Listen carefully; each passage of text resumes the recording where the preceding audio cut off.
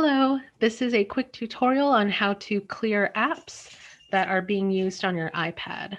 So the first thing you need to do is click on the home button twice repeatedly. So click, and then when I do that, these windows pop up.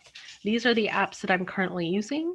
And if I want to get rid of them so that my iPad runs a little bit more quickly, because remember, the more apps that are being used, the slower your device can run. To clear some of these items, I can click on the app and swipe up. So I'm going to click on settings and swipe up.